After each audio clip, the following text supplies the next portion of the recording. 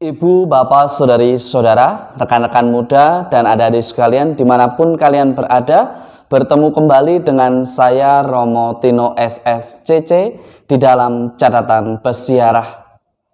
Ilmu pengetahuan dipakai untuk semakin memperdalam apa yang kita imani, bukan untuk mengadili, bukan pula untuk menjadikan. Ilmu pengetahuan tentang ketuhanan demi sebuah kebohongan, demi sebuah kepuasan ambisi dengan membungkusnya di dalam rangkaian kata-kata yang rapi dan suci, tetapi hanya untuk memuaskan apa yang menjadi ambisi ataupun nafsu pribadi kita. Beranilah sebagai orang beriman untuk senantiasa hidup di dalam kejujuran, tidak hanya di dalam kata, tetapi di dalam perbuatan nyata. Sebelum kita mendengarkan permenungan dari catatan peziarah, marilah kita membuat tanda kemenangan Kristus. Dalam nama Bapa dan Putera dan Roh Kudus. Amin. Allah Bapa yang Maha Pengasih, Engkau telah menjadikan Santo Thomas Aquinas cemerlang karena cintanya akan kekudusan dan karena ketekunannya dalam ilmu ketuhanan. Bantulah kami memahami yang diajarkannya dan mengikuti apa yang dilakukannya di dalam persiaran hidup kami.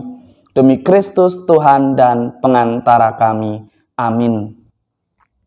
Ibu, bapak, saudari, saudara, rekan-rekan muda, dan adik-adik sekalian yang terkasih di dalam Yesus Kristus, di dalam kitab kedua Samuel, kita menyadari dan kita menjadi tahu sepandai-pandainya kita di dalam pengetahuan, seringkali kita juga masih luput dari kelemahan, masih kalah dari apa yang disebut atau yang namanya ambisi.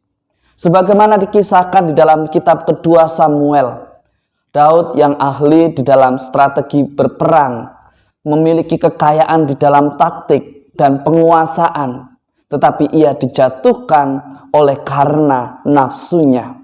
Ia dijatuhkan oleh karena sikapnya yang tidak mau mengakui kesalahannya, sikapnya yang arogan, yang tidak mau mengakui keteledorannya.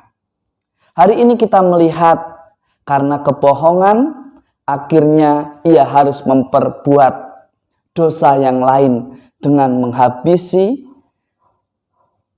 ancamannya dengan meletakkan tentaranya yang terbaik di paling depan, barisan yang memungkinkan mereka mati.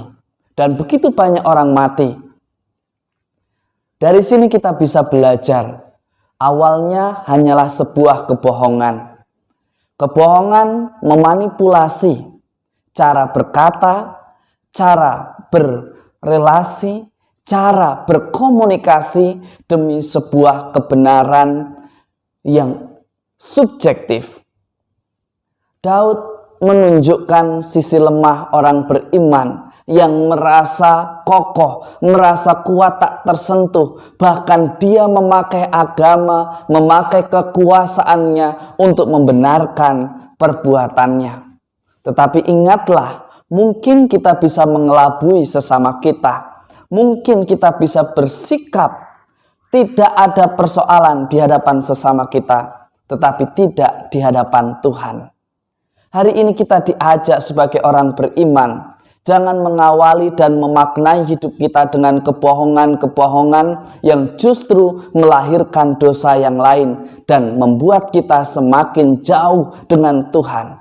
Jangan sampai hanya karena kita mampu membuat alasan-alasan yang begitu suci, yang begitu rasional, tetapi seringkali hanya sekedar untuk membenarkan apa yang ada dalam pikiran kita, tetapi kita lupa di mana kita berada, di mana kita hidup, di mana Tuhan menghendaki kita berada. Seringkali kita lebih sering membenarkan dan mendengarkan apa yang kelihatannya menyenangkan, Bahkan kita menerabas atau melanggar aturan-aturan dan ketetapan-ketetapan mengatasnamakan sebuah agama ataupun kesucian. Hari ini kita kembali diajak, jangan sampai hidup kita yang dimulai dari hal sederhana akhirnya justru melahirkan dosa yang lain yang membuat kita semakin durhaka di hadapan Tuhan. Di dalam Injil suci menurut Markus, kita diingatkan mengenai sabda Allah yang sebetulnya sudah diberikan kepada kita semua.